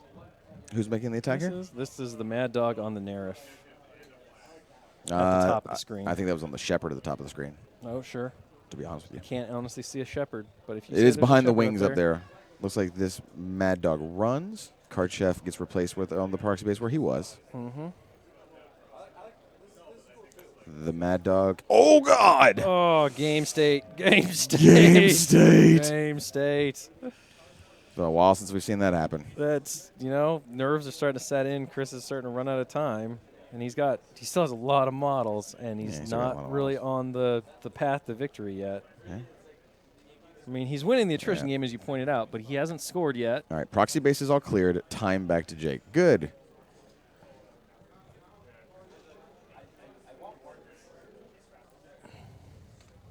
Okay, it looks like Chris did score a CP on the center flag there because there's nothing in contest range. Looks like the succubus was out. So Chris has one CP. On the board. Jake's turn likely to not take a ton of time once he figures out what he wants to do since, he doesn't really have a whole lot of models. Are we going to see some VanMeter magic right here? Like, is he going to, just see the Matrix for a second? Like, he's measuring to Karchev, and he's like, all right. I mean, he can hot swap Fury. VanMeter magic. Hashtag VanMeter magic. Karchev has one Fury point or focus point? Looks like it. Or is that – no, the wooden ones are Karchev's, right? Yeah, the wood ones are Karchev's. The beads are the jacks. Yeah, so. Jake did not upkeep Fury. Has all 6 of Fianna's. Yeah. Really? All right. Now I don't know what he's going to do. I think Jake's trying to figure out, some magic. Well, that's fair, but not upkeeping Fury when you could hot swap it for a turn? Some JVM magic. Some JVM magic? JV magic. JVM? JV magic. JV magic. JVM. I mean, I really think you want to keep Fury up because it's on. I mean, it's on a solid model. It's on the Nerif. You send the Nerif in. Clear your path if you have range. I don't know. Now that's a good plank. Yes. Now that is a solid plank. That is. If anybody knows how to plank, it's freaking JVM, dude. He's been doing it for years. Dude. Doing it for years. Dude's fit, tight like a tiger.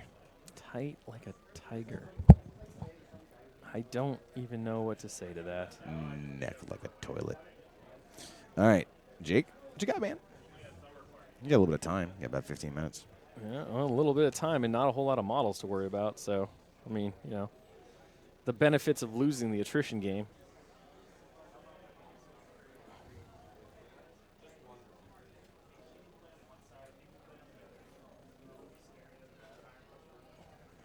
I mean, don't forget that the feat token over there, I believe that's an Angelius. Yeah, it's the Yeah, Angelius it's the because it Angelius. wouldn't fit under the wing of the. It's the Angelius and the Nerif. The Nerif had Fury on it. Oh, what has he got here?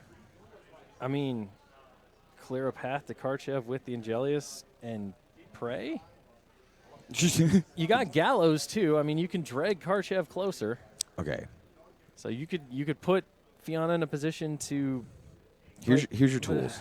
Your beasts all have overtake because you got Field Marshal overtake. Yeah, that's I mean, inconsequential when it comes to not necessarily. the Angelius. No, the Angelius is inconsequential, but if one of those jacks we say really busted up, I mean, Well, that's the thing. We just don't know, we don't right? know. So Like, maybe you could go through the entire line of jacks. They might be beat to hell. but that's okay. Here's the tools. We're just going over the tools. Yeah. You got overtake. You got got Field Marshal overtake. You have crit smite on her range 4 weapon. This is on Correct. Fianna. Yes. You've got Gallows. You've got Gallows. Yes. Those are your Fianna tools. You've got Fury, as well. Well, I'm talking about getting to Karchev. Sure. Getting to Karchev.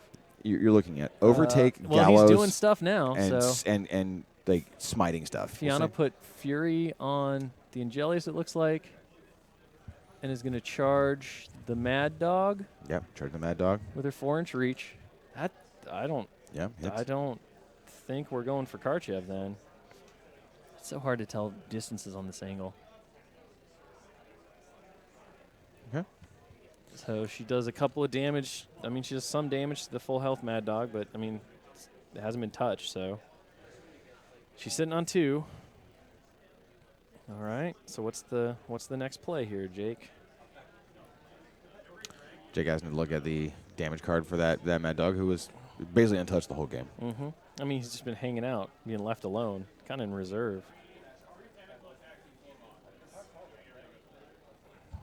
He's going to spend a Fury. No. Yes. Maybe.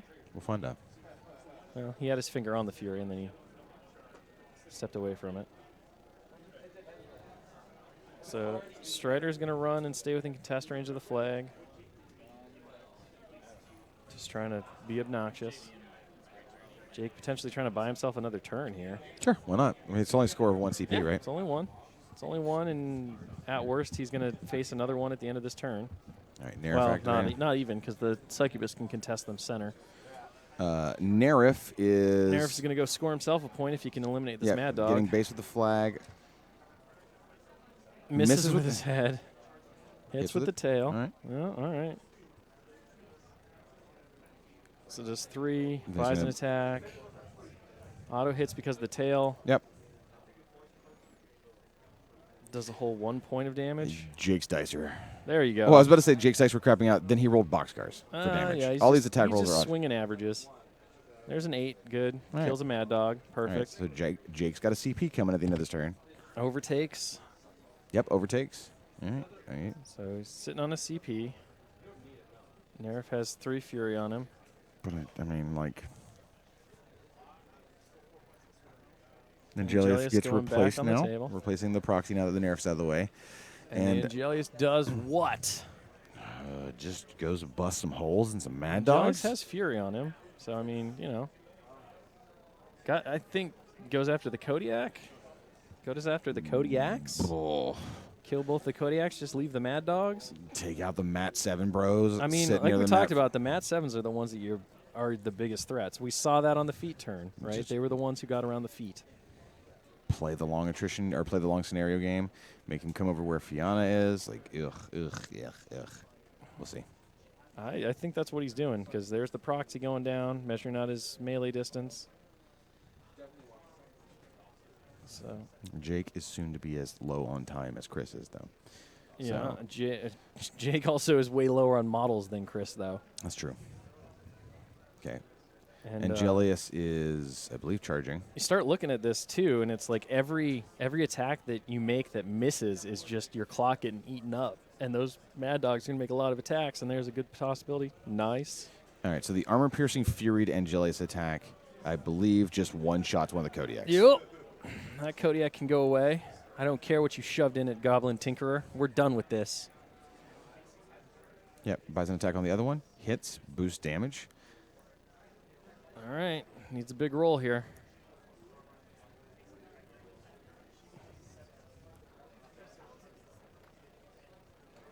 Just takes 1. That's not a big roll. Buys another attack on it. It's going to go for it. Needs that for the damage roll. Does another point. All right. So, got rid of 1 Kodiak, left another one. Succubus going to do what?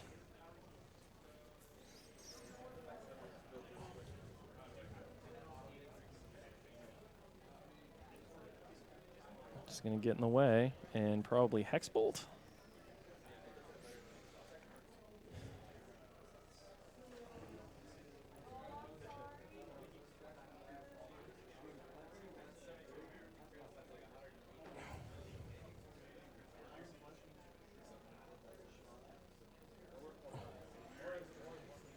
Okay, Succubus is in range to contest the flag. Yep.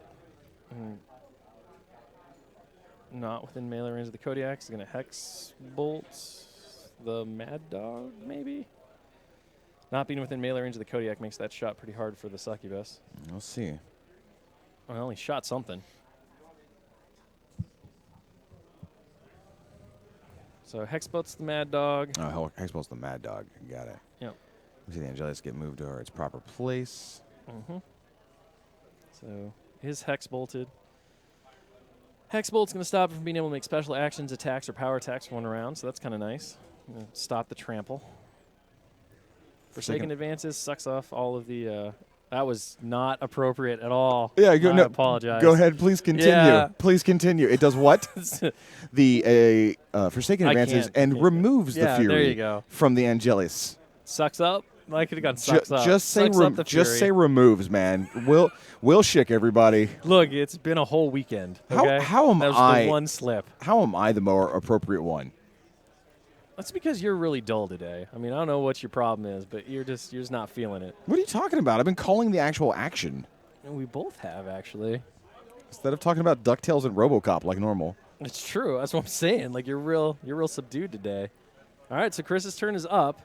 Jake scores a point. He scores a point. So, So the it's current- 1-1. Yeah, man. And we're on the road to War. win. We're on the road to war. Road to war.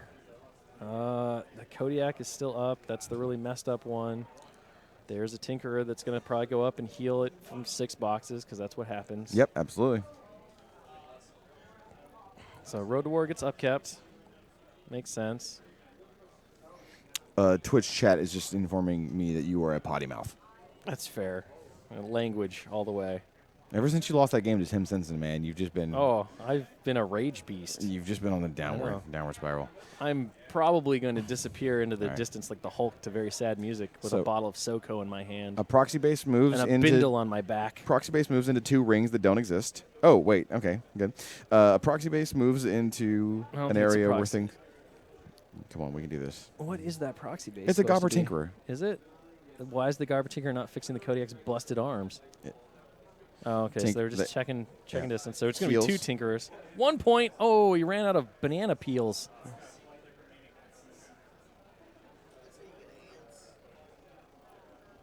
So 1 point. Yep, 1 point.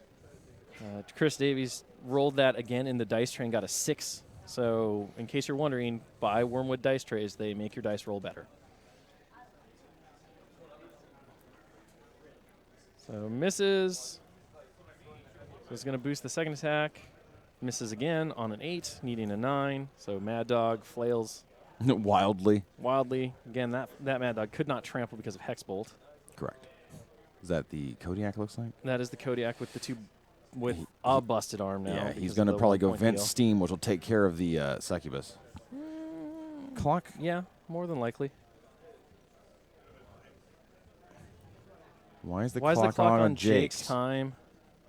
Why is the clock on Jake's time? Oh, okay. No, that's admonition being triggered. Okay. The admonition being triggered. I like that Makes you just sense. jumped up to run I and know, I be was just like, what is going on here?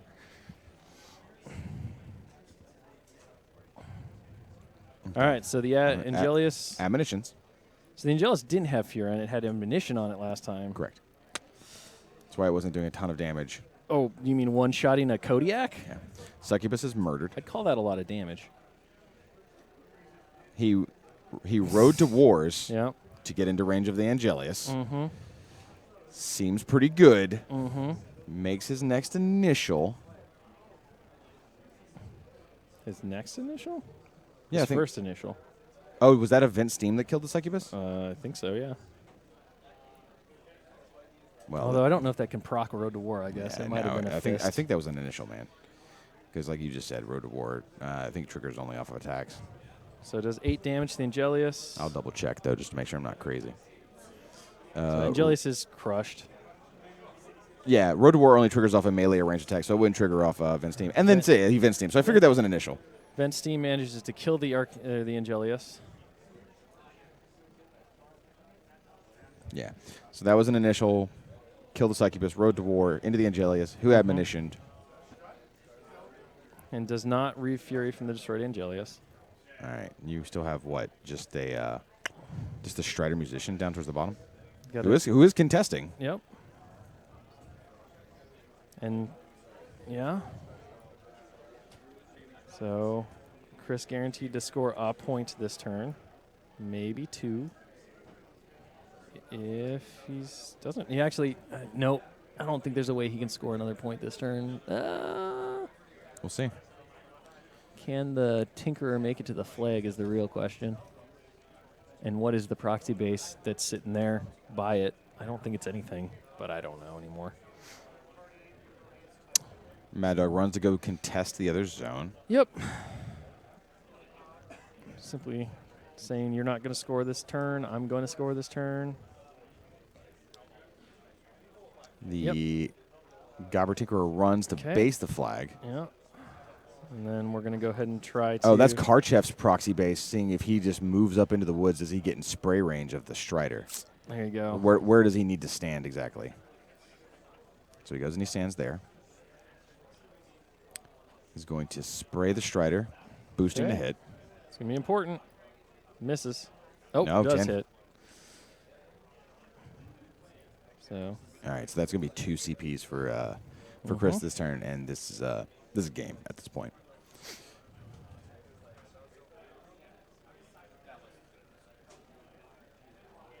Chris is finishing this up. But the point is, like, Jake does not have anything that can go contest the bottom flag, so that's game. So right now Chris has got 3 CPs to Jake's 1. When Jake passes turn, Chris will go up to 4, and then on his turn, he'll just simply end his turn and go up to 5. So we'll let him play it out, but, you know, congratulations to Chris, man. He has done something no one has ever achieved before. He has won War Machine. But we'll cover that in a second. We're going to see what Jake does, man. Because maybe I'm calling it early. Maybe there's something I don't see. Maybe Jake's got to win. You never know. You never know. The game is not over yet. And Jake's, you know, Jake don't scoop. Jake's going all the way, man.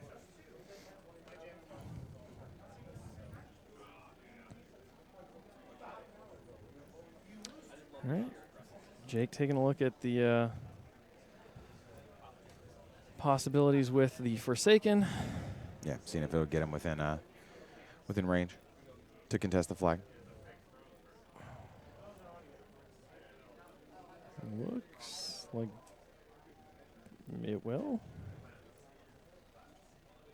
And that'll buy him a turn. Yeah, I didn't think she had it, but they're being very, very careful with their measurement. And if she's in, she's in. And that does buy Jake, you know, some time. Yeah. Not a ton, though.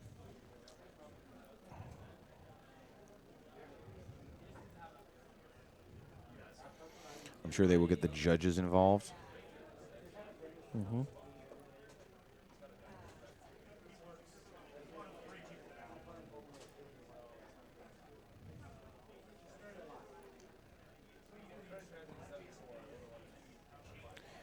He's checking the melee ranges. He's got to make sure he doesn't take a free strike this whole way, and then still gets within 4 inches. It's hard. It's hard for us to tell here with the bird's eye view, along with all of you watching. But sounds like he's going to take the free strike. Yep, he's going to take the free strike. He says, "I have to take it," and it hits, and it probably crushes him. Yep, and that is the game. So there you go. So. The game ends with Chris winning on scenario after the turns are over. Nope. Congratulations to Chris Davies, winning WTC team. Yep. Current Iron Gauntlet World Champion. Yep. Won the LCQ. Yep. Went through the grinder. Won the Invitational. Nah, it's like 10 rounds of War Machine. In like you won 2 War days, Machine, man. dog. You won War Machine and retire now. Good job. Just step away from it. You know, because it's not going to get better from this. You know, what? That's a horrible thing to say. Seriously, congratulations to both Jake and Chris for getting here. It's a really, really hard road to get to the finals of the War Machine Weekend Invitational. Some great games, and they had very hard opponents. I mean, all of the people in the Invitational have won major tournaments to get here. Yeah. So it is a field of champions already. Yeah. So I mean, it is a huge win, and I'm sure we'll be seeing Chris at the Iron Gauntlet qualifiers or the Iron Gauntlet finals next year at Lock and Load as well. I'm sure we're going to see him at a lot of things. Congratulations, Chris. You are, by your resume, the best War Machine player on the planet right now. So no pressure. No pressure. No pressure. Not at all. All right. With that, thank you for joining us all weekend for all of our streams. We look forward to seeing you at the next show. Yep, absolutely. And take care, guys. Thanks for watching. See you later.